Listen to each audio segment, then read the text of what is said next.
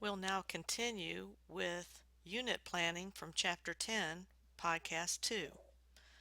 The purpose of units is to provide a framework for the scope and sequence of your curriculum. The most common units found, at least at the high school level, are sports, games, and fitness. But technically, there are 7 main curricular areas in physical education, which you could probably list yourself if you thought about it. Not only do we have games, and sports are also part of games, that's one. We also have dance, we have gymnastics, we have outdoor pursuits, adventure activities, aquatics, and of course fitness. So when we say you need to provide a variety of activities in your planning and units, that's what we mean. NASB Standard 1, the one about motor competency, is a major part of the units, but we also need to integrate the other 4 standards, the ones that are about the cognitive and affective domains. It is even better to give students choices within the types of movement forms that they can try to become better and become competent at. Units are not always on successive days, but most of the time they are. Sometimes a school schedule means that you would have health one day and physical education the next day, and so on. The length of units is a constant concern, particularly at the high school level. Many schools will have just 1 week units. It also depends on the amount of time that you have in a period. A period length can be 90 minutes or 45 minutes or 30 minutes. But sometimes the units are not long enough to allow skill development, and that's the important thing for us. I've seen units the length of 2 weeks, sometimes 3 weeks, as long as 6 weeks at the high school level. We need to teach the skills to students that are important to successful participation in those curricular units. We may not teach them about lobs in tennis or jump serves in volleyball, but we do need to teach them the 3 basic skills of those 2 sports, which for tennis would be the forehand, backhand, and the serve, and for volleyball it would be, again, passing, setting, and the serve. Those 3 skills are the important skills that they have to know. That's the minimum they have to know to be able to participate. We need to also challenge students and differentiate instruction according to the different skill levels that we have in our classes.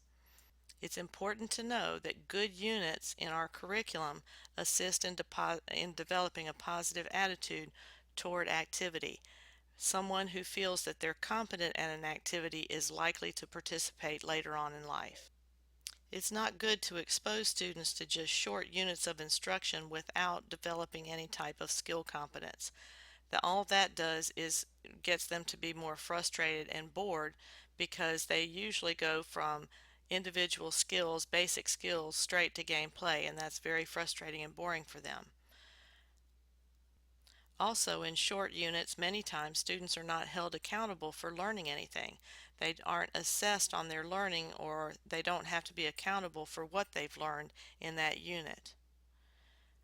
For instance, research shows that a beginning golf swing, it actually takes 30 hours of instruction to master a beginner level of a golf swing. 30 hours of instruction. That's more than most classes in high school have to teach in physical education. Unit objectives, or goals as they're usually called now, should be clearly specified. What will the students learn and how will the objectives be assessed in that unit?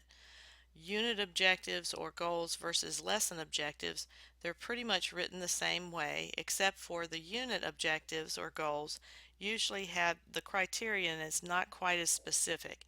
It's usually not a number or many times trials out of trials. It's usually something like they'll be able to do this consistently.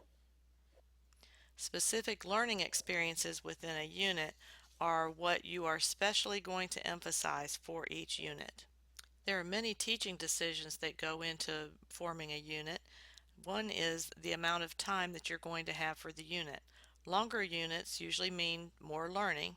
Shorter units mean sometimes that you're learning the same thing year after year. It's the same lesson over and over again in 7th grade, 8th grade, ninth grade. They keep learning the same thing about volleyball all the time. We need to have a progression even between grade levels. You also need to orient the students to the unit. The unit should have its own set induction or introduction. Why is it important to learn this? Many physical education teachers show videotapes of Olympic competition or gameplay, such as if they're trying to teach team handball, they need to give the students an idea of what team handball looks like and how it's played before they start learning the basic skills. Often teachers assume that students why a particular unit is important for them to learn. What is the justification of it? But it's good for teachers to point out why it's important for them to know about team handball and how can they use that later on in life. Another teaching decision is, where do I begin? What skills do I start with? Usually it's simple to complex. I've known teachers that sometimes work backwards. In other words, they start with the tactics and show what the game is actually like, and then they try to be more specific with the skills. Another teaching decision is how much pre-testing and or post-testing you want to do for the unit. Do you do it in the motor domain, in the cognitive domain, in the affective domain, or a little bit of all? Pre-testing and post-testing helps teachers plan more appropriate experiences during the unit. It's also a way to assess progress, not to evaluate students. It's always good to integrate gameplay with practice, but that gameplay needs to be done when they have proficiency at the skills that are needed for gameplay. It's also important to integrate cognitive and affective objectives. In fact, if we say we encourage affective skills as a physical education profession, we need to show how we teach them in the unit and in the lesson. They need to show up in the objectives, and not only in the objectives, but they need to show up in the learning experiences that we plan for the students. We need to build assessment throughout the unit and also give students a role in the progress of the unit if it's possible. Knowing what they're interested in helps you to plan the unit. We also need to assess the unit to make sure that the objectives were met or the goals were met from the unit. But it's also important to have a meaningful end of the unit. We usually call that a culminating activity. All of the contents of the unit on this slide are pretty self-explanatory and have been mentioned before. But one thing that sets apart a unit from anything else is the block time plan, the layout of content over the time frame. It's like for each day there's a Reader's Digest version written in a block on a table to try to see how the content progresses from one day to the next. It should be flexible and not set in stone. You don't want to try to cover the content at all costs. In fact, that's usually not possible because we're dealing with human beings in a complex environment. These are some examples of evaluations at the end of a unit. You could administer a skills test. You could give a gameplay scoring rubric.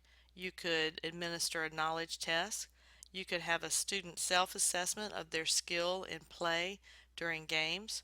You could have a student assessment, affective assessment of team cohesion, sportsmanship, their role on the team and in the class, and how they thought they got along with other people. But you always want to write the objectives or the unit goals with the assessment of those objectives or goals in mind. That's the end of podcast 2 for Chapter 10.